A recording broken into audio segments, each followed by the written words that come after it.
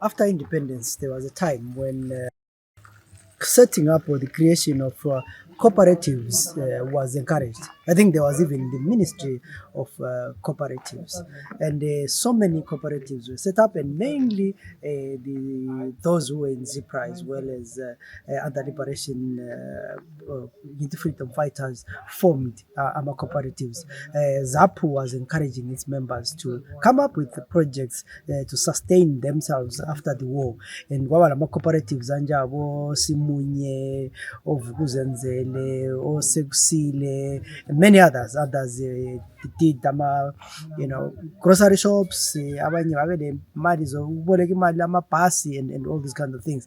And one cooperative that still stands almost 40 years later is the Vukuzenzele cooperative Rishabane.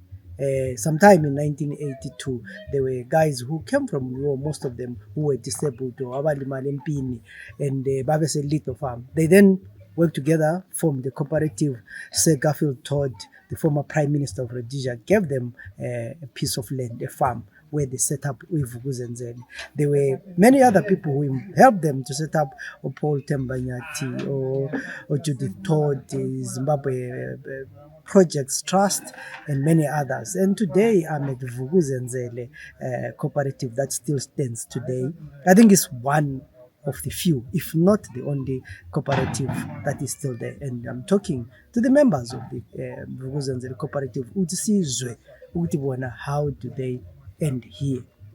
My name is Zenzeren David. This is the ZIPRA Liberation Archives. Please don't forget to like, share, and subscribe.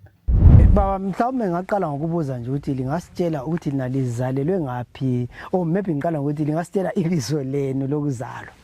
Alright, ibizo lami lokuzalwa nguThabulo Mleya. Ungasitshela ke ukuthi uzalelwe ngaphi, wakhulela ngaphi? Mina ngizalelwe eBailbridge. Ngakhulela endaweni ethiwa koMazibeli. Bekuyiphi umnyaka lo? Mina ngazalwa ngo-1954. 1 April. For umuntu ongakwaziyo eMazibeli ukuthi kunjani, akusitshela ukuthi wena ukhule njani, bekunjani endaweni yakho? Hayi, mina ngikhulele endaweni yakoMazibeli. Ngafunda endaweni esinye isikolo kade kuthiwa yiChabeta School. Ngazofunda standard 3 eMadali. Khona ngale endaweni zeBailbridge. Ngazofunda grade 7 eHunga School. Ngathi khonapho ngayikho lapho engikhulele khona. Ngaze ngafikisa ngo-19 ngaqeda isikole ngo-1969 grade 7. So uqeda lapho isikolo yanga? Ngathi ngiqede isikolo ngahamba ngisiyodinga umsebenzi koBulawayo. Ngasebenza emayadini koBulawayo ngo-1971 up to 75. Ngazosuka emsebenzini ngisemphumile ngabuyela ekhaya. Ngabuyela futhi ngedinga umsebenzi ngo-1976 eBailbridge. Ngathola umsebenzi khona ngale eWaterworks. Ngasebenza as a garden boy. Ngo-1977 yikho lapha ngaqalisa ukuzwa ingoma zempi eziningi. Uzizwa nga? Ngizizwa ngikhona ngale eBailbridge, ngizizwa eMozambique, kuRadio Mozambique, Radio Zambia. Lami kwangifaka ukuthi hey madoda, abanye abantu ngathi uLokuzeni uJenet unkazana lona uJenet lemezele ethi buyanini lizothatha impopho yenu. Uyanini ngahlala 1977 ngaze ngafikisa uAugust. Ngathi ngo-1977 ngo-August lami ngacabanga ukuthi hey madoda, lami ngifanele ngiye empini mani. Ngazwa ngikhawukela sibili ukuthi hayi ukufa ngesabi ngcono ngife lami ngisiya khona. So ngabuyela ekhaya eHunga. Ngafika ngaba lelake ngathola ukuthi kulamanye amagorilla kade khonapho. Lokho ethatha abantu bahambise uTswana ePhendo. Usakhumbula amabizo akho? Yes, omunye kade uthiwa umcommittee omunye uthiwa ngumperekeni. Kade ngabafana bakhonapha ekhaya vele sebesebenzela khona phela kade bake basebenzela emberengwa basuka ngapha baye ekhaya khona ngale behlala eplaza so lokho bethutha abantu bahambisa lami ngahamba khona ngale lami ngangihambisa ngo-1977 ngayifikele eBononi enduneni yeButswana ngathi kusuka lapho ngeyesiphikwe ngahlala ePhikwe ngasuka lapho ngayekhanjiswa eFrancistown ngafika ngahlala eFrancistown ngathwala ngikuyindeki Zambia Lusaka ngayifikele ekambeni enye yama-refugee ethiwa yiNampundu Camp ngafika ngahlala u-77 wonke waphela u-78 u-77 angikapheli satshintshwa sahanjiswa e-FC sesilindele ukuthi siye training sazotshintsha abanye ngo-77 sahanjiswa eAngola ku-training ngafika trainer 77.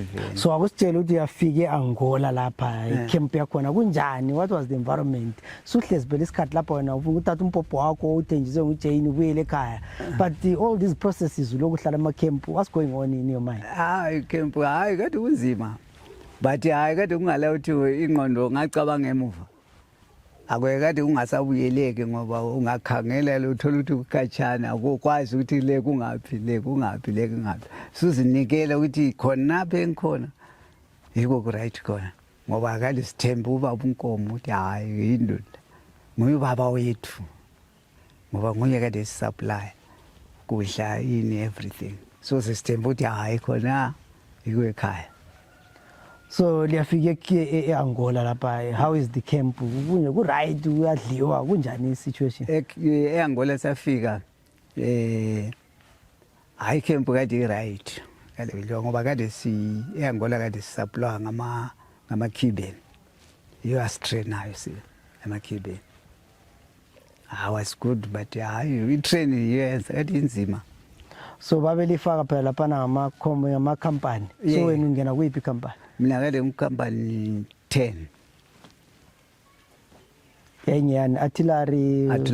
Okay. Yes, kade fundela impopho le imota 82 millimeters. Yeah. Yes. So how long you train khona? Le ngatrainer for 7 or 8 months. Yeah.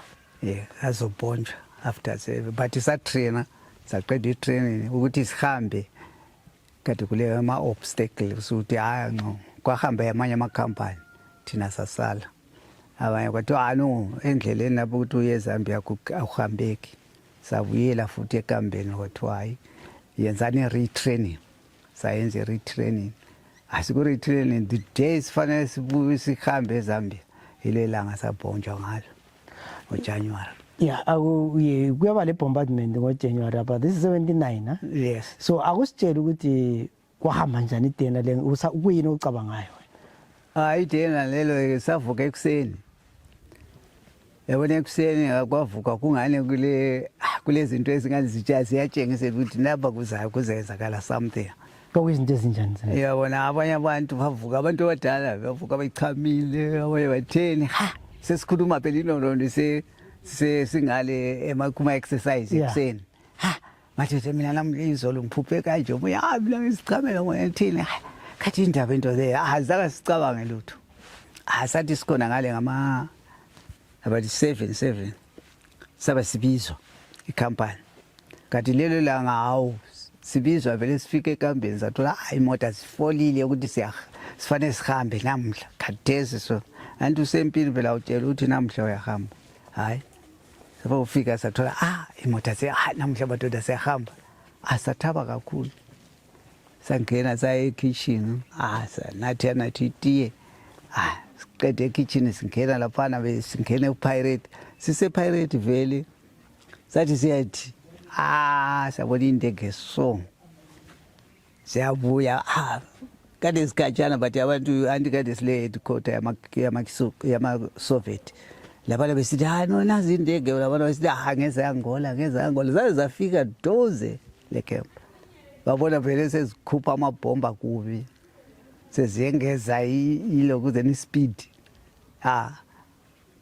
angibonanga lutho ngathi ngisithi ngavuka nilele ngabona unyawo solubhendile solutheka kade chayisa moya ngasakwanisa ukuhamba but into engekucina ngayibona la siyane ukhupha intuthu sesihamba usuka kwalapha haya sadubeka. Ya ngisakhumbula kwakungomvulo. It was on a Monday 26 February 1979. It was around 20 past to 25 past 7 am. Kwakungani nje kule mist kule nkungu. Inteke zerotisha zabhomba zabuya sibili khona ngani. Nxa sisithi siyezwa kade sekuthiwa zabuya a day before zayalala kumbe eDRC kanti kwakuseyiZaire by then, and thina inkamba yethu was nxa sasitshelwa ngama Angolans babe sithi is 31 kilometers from iborder ye DRC yeZaire by then, and yikho lapha kwakuthiwa kule base yeAmerica khona nxa sasizwa. So kuthiwa zazibuye a day before zayalenda khona ngale zamelela ke ekuseni. And ekuseni, how do they get information that to the following day a large group of over 2,000 is leaving by road? We don't know. But nxa sisizwa researcher lathi sizwa ukuthi no, abantu labana they intercepted a signal from our camp to Lusaka a day before, when preparations were being made to shift 2,000 plus guerrillas to Zambia. Abantu abana bayibamba isignal ya lesikhathi ukuthi kusuka nini ngaphi. So they worked on that, and zabuya definitely in time. Abantu besuka lapha uku-addresswa eparade ukuthi hayi lamhla ke njengoba i-training selaqeda so kuze kwenzakala iphathi yenu silifuna eZambia ukuthi liye-reinforce abanye. So lonke khathe silisuka lapha omunye lomunye kitbag yakhe libuya lapha lifole njengoba lizibona imota nansi iconvoy yezimota ama-trucks, big trucks hayi vele semile straight umgwaqo semile ukuthi lapha uzangena company enje abantu abangaka sezimile. Abantu bathe ukubreakwa lapha ukuthi hayi abreak z abantu begijima besiyale ke emabharakini. Abantu beqalisa vele imorale yayivele si hayi woye. All of a sudden kwazwakala isound empopo kanti kwakuyi anti-AI 14.5 eyayisidubula isibonile ukuthi isizibonile into ekhelezi. Ngama-formation ebuya ngomfulu kabe kulomsindo omkhulu that echo becomes very serious. Athi abamozambique babeqasa ukudubula kanti were missing the point. Bahambe bedropha ama-stop groups abo ama-helicopter. So the whole area was encircled. See, wawuphumeka kwangikhona normally ungalibona indawo engani safe from a military point of view. Ungaphumi endaweni engani safe. Phuma kuyena le engani inzima uyathola ukuthi isafe. Liyana iyabe iyi-killing zone. Uyabe usithi hayi labona lapha ku-right, that's all right. So lama-Zambians they try to help to intervene ukuthi bangene lapha, but unfortunately into abayenzayo, the worst mistake eyenziwa ngumcommander weZambia was to move ama-soldier ngezimota khona kulama-frame aphezulu. So imota lezana zabhonjwa because there was no aerial coverage. And I think wagcina ele problem le-Zambian government ngendlela ayenza ngayo, because we could not deploy abantu ngaleyo ndlela kwazo then. And surprisingly, kule moto eyayibuya eyayivela in Lusaka, yayithola ama-soldier they are supposed to be part of my reinforcement. Izili nxa ithwele iyabe ithwele inhlamvu, ithwele abantu, ithwele i-fuel. So nxa ibhonjwa, you can just imagine ukuthi nxa isitsha what happens, we explode inhlamvu, fuel ukuthi wenzakalani. So these are some of the things that we found. But anyway, that was a very serious operation. Adubeka nokuhamba nowathi bakothi bangithwale bengise isibhedlela sethu sekhambeni kade sisincane ukuthi kade sibaningi abalimeleyo. Abalimeleyo. sahanjiswa esibhedlela seLusu ekhona ngale Angola sazotransfer sahanjiswa eLuanda afika ngalatshwa khona le Luanda athi kusuka eLuanda akade kule camp yethu phandle kweLuanda nje singathi ungalatshwa ngaphola selihanjiswa khona ngale afika ahlala khona ngazo kwazothi ano abalimeleyo kakhulu abaqhamukileyo inyawo izandla kufanele bayelatshwa ngaphi eCuba. So wena waqhamuka unyawo? Kade ngiqhamuka unyawo. Yeah. So ngajanga eCuba sayihlala khona le Cuba eMaria Pia eHavana. Safika sahlala khona ngale. So wahlala isikhathi esinganani ma? Yabana ngabona ngahlala 6 months. So you Angola ukhulunywa isiPortuguese, eCuba ukhulunywa iSpanish. So uyazikhuluma zonke ilanguage lezi? Hayi kade mpoko zamazama mbijana khona kakhulu but asaka sifunde kakhulu. Hayi. Ade siyandisukhuluma inxenge esikhiwa.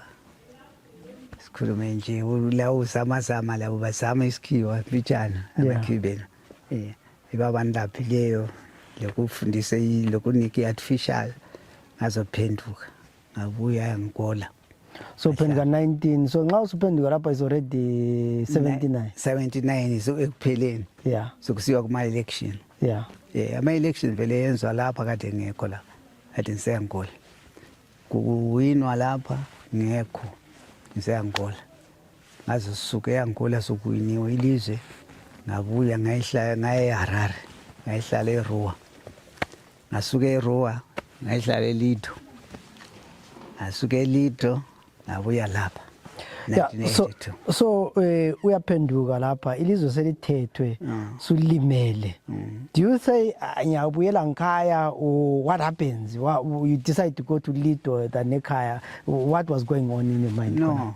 Imindi yami yantshela ukuthi anti abantu nxa limele libaningi liyanikana ingqondo kanje. Yeah. So abantu vele ngesikhathi thina sisuke Lido laphana kade sokuthiwa nomuntu wonke olimeleyo kabuyele ngaphi kibo emakhaya. So thina ngengqondo yethu sibuthene saba sithi no uthi sibuyele ekhaya kuyenze madoda.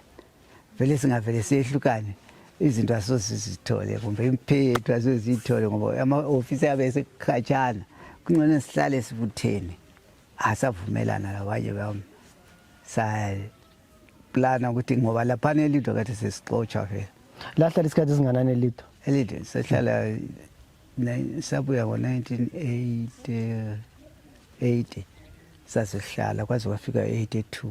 So vele likhona bana uLido 2 years. Who is feeding you? Mbano likhangelayo uhamba njani? Kade sifida ihulumende. Okay. Yes. But beku right kona. Kade ku right besisahlala kwampala vele. But isazoplana ukuthi nxa sesixotshiwe ukuthi sibuyele emakhaya. Kungcono siyenzeni? Sidinga indawo madoda sihlale sonke. Saba sidinga indawo. Saqala sadinga inyama endlovu. Kwathiwa inyama endlovu akho right. Sayidinga esigodini yathi esigodini lakho indawo yakhona iwrong.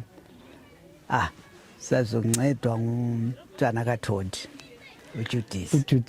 Nguye wasicelela lapha. Because sithola indawo. So lapha wawule plaza likaThodi. Iplaza likaThodi leli. Yeah. Wasisikela nje. Usikela indawo enganani? 300 hectares, 300 hectares. Yes. Wasisikela yona. Sabuya khona apha lathi asabuya kungalazi indlu eziningi. Kwabuya kuyakhiwa sahlala le ndoda le ethiwa uPaul isebenzela iZimbabwe project. uPaul Tembanyathi. Yes. Yeah. Yiyo sahlala layo kakhulu kuyakhiwa izindlu zonke lezi. Basiprovide lapho nokudla. Usahlala khona apha iminyaka yonke le kuze ufike kathesi. So before you come this side, you decide to form a cooperative with Ivukuzenzele. Ivukuzenzele cooperative. Yeah. So I'm sure you were more than, currently you said there are about 51 members. In 82 lalibangaki? 82 that is kana kuma 700. 700? Yes, amabharakela igcwele abantu bonke la. Abanye bathi babuyela bebona kade kuliganga phela konke lapha. Yes, lezi izindlu zingakakho sihlala kulezi. Singamadoda kuphela. 700 men. I mean, take us to the day you guys come here. 700 of you. Libuye kangeni. Who puts order not when uyapheka lapha akusitshela ukuthi kwakunjani ngesikhathi sakhona? Yabona ngesikhathi sakhona kade siphila isotsha. Singakhetha umuntu kade sikhethana nje. Hayi wena nguzaba ngucommand ozakhangela abantu. Nguya bese chaya umthetho. Madoda asifuni lokho asifuni lokho madoda kunje namhla obani bapheka namhla obani abapheka o logistic ngobani abagcina iscarf so forth. Yeah. So imali yokuqalisa khona baliyithatha nga. Imali thina sathatha imali yethu edimo. Yesayifaka lapho. Qala. Yes, saba ngama-member ngayo sayibhala ukuthi ngama-member. Unxa ujoyina lapha ujoyine ngemali engake naleyo. Umuntu wonke. So sahle sahlala until now sasakhela izindlu lesiyana sisilabafazi. Sebona abanye Thodi wayesakhela sibili lezana. Wacela khona le kibo eSwazini ukuthi eNew Zealand. Asiyakhela izindlu leziyana. Bathi sazisebenza thina. Ithi kade silayitsha imihlabathi evisitina sichaya isitina so forth. Amabhilidi kade kulamabhilidi afundelayo akhona apha labanye kade kukenye ama cooperative. Yibo kade sebeyakha leziyana lezi zakwa nguMr Gijima.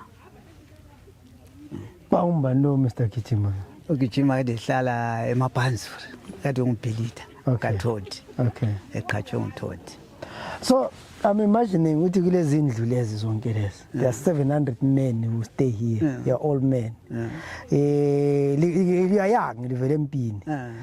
Obviously kulabanye phela ababuya bedawe lapha you start fighting and all those kind of things. What jobs do you do to keep yourself busy? La livuka lesenzani? Thina shasiyabuya lama project abanye kade befundela inkukhu, abanye befundela ingulube, abanye belusa inkomo, abanye imbuzi, abanye izitina. Kade silama project amaningi, abanye ukulima insimo zethu kade zile commercial garden, enye garden kitchen garden lapha ngemuva lima kade silento eziningi. So lasiza ngabe into lezi inkomo zema inflation yasichaya zazasala flat. But inkomo inkomo sayigcina vele ezijengisa anti kuyaphila enxa lisebenza lenza izikweletu. You see izikweletu zaba ziningi inkomo sagcina sizithengisa sabona ukuthi madoda inkomo lezi zizaphela better we share. So la lenkomo ezingaki? Kade inkomo eziningi thina ama-Brahman lapha kade zikwana 100 and something. Kanje sizabona ukuthi zizaphela madoda kungcono sithengise ezinye sishare sashare umuntu waba lenkomo yakhe umyelo yakhe. So like I mean I was young in 1982 but I did not experience life that I experienced earlier. So I'm imagining here kulamadoda amaningi you are starting to get married and what but the cooperative even before you get married. Omunye avuka like you're saying umvuke esengadini omunye so imali laligcina njani akusixoxele ukuthi what was the order? Did you give each other salary kwakwahamba njani? Isalary yade sinikana isalary encane yakho nenkulu because ama project ethu andikade siqalisa yabona.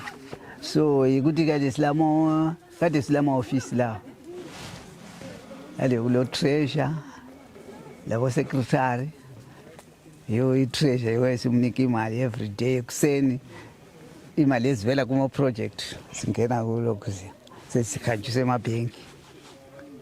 Nxa sifuna ukuthenga ulutho le project se request ku treasure sisiye withdraw imali sesithenga so forth yabo kushintsha. Ukudla what was happening lali sidla one ndawo lonke. Ukudla sikade sidla one ndawo e-kitchen but isazi sesithutha lapha sisiyale sesilobo mama abanye sebethethe abase kwathiwa no madoda umunye lo munye sefanele asivule le muli yakhe andi kade sihola ukuzipentsheni kwalokho so sesizibonela nje ungahola ukuyiphenduko nje kwakho kungabuye kupheleni kwenyanga suthenga lawo ukudla kwakho labantwana bakho selekele ukudla ekitchen. sesiyekela ukudla ekitchen ngoba kade sesihlala 1 ngale Yeah. esendlini. So la amabharaki, then what did you do to them? Sachiye nje sazalojisa nje walibona abantu nyana ungane bakhona phakathi bahlala khona. So selerentisa. Sesirentisa but siyadinga abantu singathola umuntu okwanisa ku-investa kula mabharaki siyamdinga kakhulu. So like I want the parent to you. Yeah. But libona like you are saying you are looking for someone onga-investa lapha. Licabanga ukuthi angayenza kube yini lapha? Kuqala kade sicabanga ukuthi anti lapha kade kungala secondary. Yeah. La. Yeah. Kade sicabanga ukuthi enxeba umuntu angabuya yenza i-secondary yakhe la. Lathi asiniki rent kungcono. But i-secondary saze yakho abantu anti abantu i-politics yahlupha. So sikade kungavunyelwa ngapha abangane abakufuni. Yeah. So sazoyenza i-secondary khona lapha duze. But have you ever thought maybe ukwenza like a boarding school since kule secondary, maybe a boarding school for abantwana people singathola umuntu singamthola umuntu okwanisa ukusponsor kahle siyayenza i-boarding school siyamnika uku-accommodate abantu abangani lapha la amabharaka amaningi phela angu-10 amabharaka la. and each one ihlala abantu abangani 10. Thina ukuthi aliyabona ibharakini le amabharakini la aliyabona iwindow iwindow 1 lane kade lihlala abantu abangu-2. Okay. 2 kule miduli kade kule miduli engaka so phakathi equmayo la ngale side lelana kule miduli ethe kule road phakathi uthi nxa ungena eminyango uyakwanisa ukuyale uyakwanisa ukuyala. Oh, like a proper boarding school. Yes. Yeah. So kade sihlala njalo. So right now, what are do you still run ama projects or now you are just a community? Likade sisele ama projects amangaka ayi-3 man. Singathi kurentisa loku le mine esilayo le tractor eyahayo ngabantu. Ngathi sele lana lawo imene kona la 3. Yeah. So you are 700 and now selesele 51. Abanye bayanga. Abanengi khona abesikhathi sifika la. Abanengi ababuyela babona iganga. Bathi ukuthi sihlale futhi egangeni sinasuke egangeni akuyenza. Ngcono sibuyele emakhaya. Babuyela abanye edorobheni abanye emakhaya abanye ngaphi. Saba silokho siyafuka abanye bazosishiya nje akade sihlala lawo. Kade ukuthi sibe 51 kuhlangene lama members ethu angomama ngathi umuzi 1 le 2 ubaba lo mama. Nxa kungalababa lo mama nxa kulomama lo mntwana siyafaka umntwana babe babili. So ikho kwayenza 51. Umuzi 1 le 2. But ama original members sekusele ngani? Ama original sesele sibalutshwana kakhulu. Yeah. Kakhulu ukuthi ambabalanga kahle ukuthi abanye bethu amanye ama veteran ethu bahle bangena emaplazini. Okay. But bala ngama shareholder lapha. Okay. Bachisa indlu zabo. Okay. Yeah, maybe lastly, if I were to say with you talked about the abantu abafuna uku-investa. When ubona ngani at this point nxa kulomuntu ofuna uku-investa kuloncedo elingaluthola, what is your need? Ncedo bani elingathi hayi thina sifuna kule ma-business opportunities nanka abantu abafuna uku-investa, here are the business opportunities. Kakhulu umuntu esimfunayo anti thina silama building la. Yeah. Angathi ufuna ukuyenza isikolo, angathi ufuna ukuyenza indawo yokutrainela, angathi ufuna ukuyenza indawo yokubazela, siyamnika. Yeah. Thina into sifuna kuphela ukuthi asisakwanisa ukwasebenzisa. So singathola umuntu abasebenza lathi sithola imali. Yeah. Siyabonga ubaba uMleya uthi kona, I mean they have about 10 Kwama-barracks or boarding school, Ama-barracks. boarding school facilities lapho ubaba uMleyo uthi nxa ekhona befuna ukuyenza boarding school, a technical college, whatever uyabe ufuna uyani ndikhulume lapha kule opportunity enhle kakhulu lapha okwenza imali evuka uzenzele lawe uvuke uzenzele elami ubizwa nguzenzele. Thank you babu uMleyo. Thank you. Yeah. Emoyeni yetu kwengani wami solo semoyeni ngakithi kuyamangasa singethe emoyeni kwa kubuhlungu emoyeni ngakithi kuyatshisa emoyeni kwengani wami solo semoyeni ngakithi kuyamangasa singethe emoyeni kwa kubuhlungu emoyeni ngakithi kuyatshisa emoyeni kwengani wami solo semoyeni